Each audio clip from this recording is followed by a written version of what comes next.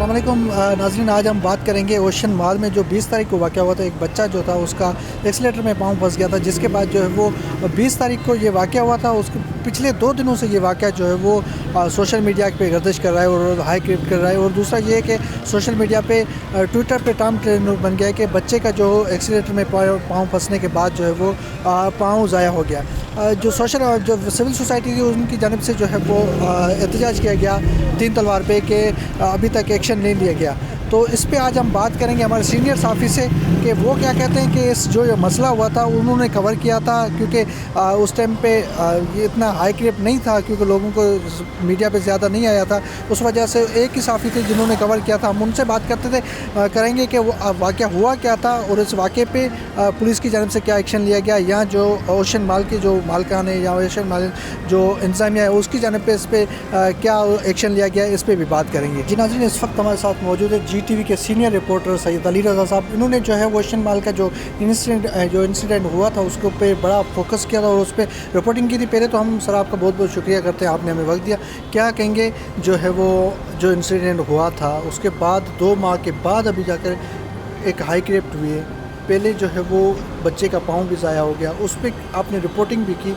कितने हद तक मुश्किल था, आपने वालिदैन से भी बात की, क्या हालात थे, किस वक्त उस वक्त पुलिस ने कितना जो है उस पर उस केस पे जोर दिया। अभी जो है वो दोबारा उस पर काम हो रहा है, दोबारा लोग जो है बाहर आ गए हैं, सड़कों पे आ गए हैं, क्योंकि उस पर उस तरीके से नहीं लिया गया पुलिस की जानिब से संजीदगी जिस तरीके से लेनी चाहिए। देखिए, मैं इस हवाले से सिर्फ आपके चैनल की तवज्जुह से उस इंतज़ामिया को मुखातिब करना चाहूँगा कि सबसे पहले जिस तरह इस मैटर को, जिस किस्म का ये संगीन नौयत का मैटर है, उसको जिस तरह हैंडल कर रहे हैं वो इंतहाई गैर मुनासिब है और वो उन्हीं के ख़िलाफ़ जाएगा। देखें, दुनिया भर में हम देखते हैं, मूवीज़ में देखते हैं मुख्तलिफ़ जगहों पे कि फ़र्श भी अगर गीला हो तो वहाँ साइन वाज़े किया जाता है कि फ्लोर इज़ वेट, ताकि कोई हादसा ना हो सके। एक तरफ तो ये सिलसिला होता है इंसानी जान की अहमियत कितनी है ना। इस तरह बदकिस्मती से अफसोस के साथ कहना पड़ता है कि यहाँ पे इसके ना सिर्फ बरक्स जो है वो सिलसिला हो रहा है, बल्कि इधर हुआ क्या है, इधर बिल्कुल ही मुख्तलिफ सूरत हाल देखने को मिली कि एक तरफ तो आपकी मशीनरी जो है, जो आपकी जो लिफ्ट थी वो सही तरीके से काम नहीं कर रही थी, आपके बटन्स काम नहीं कर रहे थे, आपके पास एम्बुलेंस नहीं थी। इतने बड़ा आप जो है वो मॉल चला रहे हैं और आपके पास उसको मैनेज करने के लिए इंतज़ामिया के पास इक्विप नहीं थी, चीज़ें सही नहीं थी। दूसरी तरफ आप जो गलत काम कर रहे हैं, जो आपके ख़िलाफ़ जाएगा, वो ये है कि आप जो है वो मरहम रखते। आपका रवैया ये होना चाहिए था कि आप उस बच्चे, उस फैमिली के साथ मरहम रखते, आप जाते, बात करते, जो मैनेजमेंट का बंदा था उसको फायर करते और एक्शन लेते। ये नहीं किया आपने क्या किया? आपने उसके वालिद को तंग करना शुरू किया कानूनी तौर पे। जो आवाज़ उठा रहा है उन सब के खिलाफ FIR जो है वो आपने दर्ज कराना शुरू किया, आपने नोटिस भेजना शुरू किया। आप कितने नोटिस भेज सकते हैं? हर बंदा इस वक्त बोल रहा है। आप ट्विटर ट्रेंड उठा के देख लें, आप सोशल मीडिया पे उठा के देख लें, हर जगह ये नहीं चल रहा कि बैन ओशन मॉल ट्रेंडिंग पे आ गया है। टैग के साथ जो है ये चला जा रहा है। लोगों को दुख है क्योंकि लोग, हर बंदा उस बच्चे को देख रहा है जो 3 साल का अमान है और फिर ये सोच रहा है कि अगर उसी जगह हमारा बच्चा होता है तो वो तकलीफ़ कैसी होती और उसका दर्द कैसे होता। वो वालिदैन इस वक्त जो है वो महसूस कर रहे हैं। कोई दूसरा तीसरा उस तरह शायद नहीं महसूस कर सके। आप उसको हल देने के बजाय आप उसको मसाइल में डाल रहे हैं, आप मुख्तलिफ पेड प्रमोशंस कर रहे हैं, तो इससे हल नहीं निकलेगा। आप के साथ कल फिर एक और वाक़यात हो रहे हैं और मैं इसके साथ एक और बात वाज़ेह कर दूँ। देखिए, आपके दुकानदार खुद परेशान हैं। आपके दुकानदार उसके वालिद को बता रहे हैं कि इधर किस तरह की मैनेजमेंट काम कर रही है, किस तरह के काम जो है यहाँ पे किए जा रहे हैं। तो ये इतने हॉरिबल चीज़ें हैं, इसको मैनेजमेंट को देखना चाहिए। अपर लेवल, अब जिस तरह आप लोग समझ रहे हैं वो दुनिया नहीं रही है। अब सोशल मीडिया का दौर है, दुनिया एकदम से बदल चुकी है और उस तरह नहीं चलेगी जिस तरह आप चलाना चाह रहे हैं। अब हर बंदा बाशऊर है, हर बंदा इस वक्त जर्नलिस्ट है, हर बंदा अपनी आवाज़ उठाना जानता है और उसकी आवाज़ को अब दबाना इतना आसान नहीं है। ये तो कमेंट इस हवाले से हो गया। दूसरा मैं ये बताना चाहूँगा कि जो है मुकदमा दर्ज हो चुका है इसका, मगर मैं फिर ये बात कहना चाहूँगा कि मुकदमे के ऊपर जो दफ़ात डाली जानी चाहिए थी मज़ीद, इसको मजबूत करने के लिए बहैसियत क्राइम रिपोर्टर मैं नहीं देख रहा कि उतना मजबूत ये है मुकदमा बनाया गया है।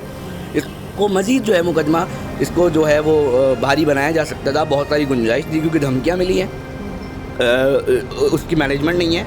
यार देखिए, इदारे किस लिए होते हैं? इंस्पेक्शन टीम्स होती हैं ना। मैं आपको एक मिसाल दे रहा हूँ कि अगर सिर्फ गीला फ़र्श है तो उस पर बाकायदा कि हादसा ना हो जाए। भाई तो ये कराया रहा है, आपके पास इक्विपमेंट नहीं है, तो मैं तो ये कहूँगा कमिश्नर कराची साहब, मेमन साहब, देखें अपने डिप्टी कमिश्नर्स को बोलें जाके निकलें, मॉल्स की चेकिंग करें। ये एक जगह नहीं होगा, मैं दावे से कह रहा हूँ आधे से ज़्यादा जो जगहें हैं ना मॉल्स की, वो इसी तरह होंगी। उधर की लिफ्ट ख़राब होगी, उसका बटन को जो सही काम नहीं कर रहा होगा वो मांग रही होगी, डिमांड कर रही होगी जो लिफ्ट है खुद अपने आप से कि मुझे ठीक करो खुदा का वास्ता, और इंतज़ामिया चंद पैसे बचाने के लिए वो उसको ठीक नहीं कर रही। और ये बात मैं नहीं कह रहा भाई, ये जो ये ऑपरेशंस देखने, इस तरह के मामला मेंटेनेंस के देखने, वो खुद ऑन टीवी जो है वो बात ये कर चुके हैं कि हमने इंस्पेक्टर कहते हमने बताया था, तो क्यों नहीं हुई?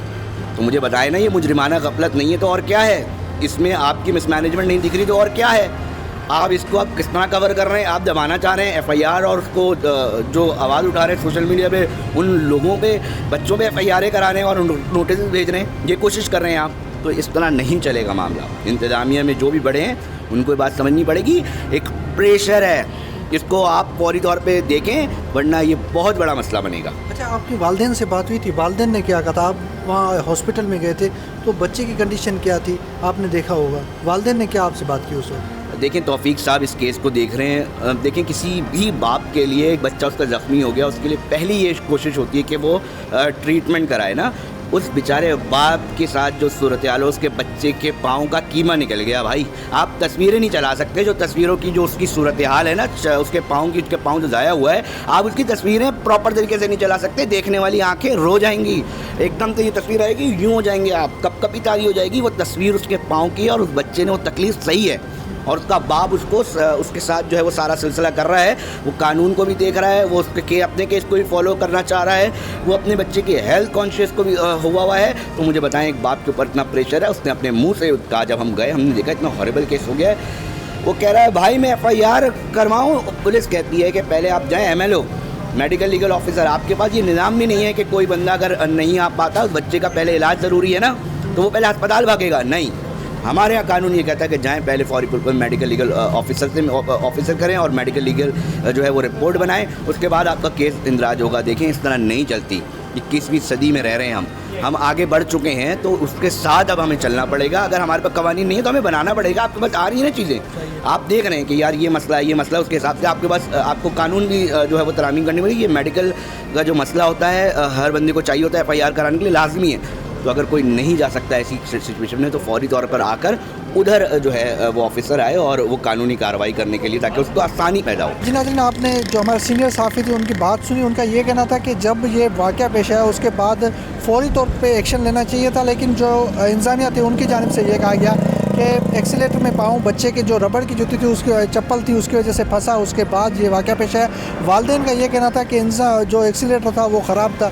अब तहकीकात अभी चल रही है, लेकिन दूसरी जानिब ऐसे वाक़या जो मॉल में ज़्यादा होते रहते हैं। हमने देखा कि पिछले कुछ मॉल्स जिनके नाम हम नहीं ले सकते, लेकिन ऐसे मॉल में जैसे इंसानी जानें भी चली गई। अभी भी तहकीकात जो चल रही है, क्योंकि ये वाक़या जब पेश आया उसके बाद कोई पुलिस की जानिब से ऐसा एक्शन नहीं लिया गया। अभी भी तहकीकात जो है वो अभी भी जारी है। लेकिन वालिदैन पिछले 2-3 दिन से जब ये वाक़े की जो हैशटैग बनाए के बैन ओशन मॉल, उसके बाद ये वाक़या जो है वो मीडिया की ज़ीनत भी बना और मीडिया की जानिब से इस पर ज़्यादा ख़बरें आई। उससे पहले किसी को नहीं पता था कि कोई बड़ा वाक़या पेश आया, और ये वाक़या इस पर जो है जो ऑपरेशन मैनेजर थे, जो इंतज़ामिया थी, उनकी जानिब से ये बताया गया कि बच्चे का जो पाँव फंसा। दूसरी जानिब वालिदैन था, उनका यह कहना था कि मॉल की गफलत की वजह से ये हुआ, और दूसरा जब ये बच्चा ज़ख्मी हुआ उसके बाद भी बच्चे को अस्पताल में पहुंचाने में लेट किया गया, जिसके वजह से बच्चे का पाँव ज़ाया हुआ। हम आने वाले दिनों में वालिदैन से भी बात करेंगे, वालिदैन का भी मौक़िफ़ शामिल करेंगे कि ये बच्चे का जो पाँव फंसा था या बच्चे का जो इंतज़ामिया थी उनकी गफलत थी जिसकी वजह से ये वाक़या पेश आया। इस पर आगे कल या परसों हम वालिदैन से भी हो सकता है बात करें कि ये वाक़या कैसे पेश आया था। मुझे इजाज़त दीजिए किसी नए प्रोग्राम के साथ, तब तक के लिए अल्लाह हाफ़िज़।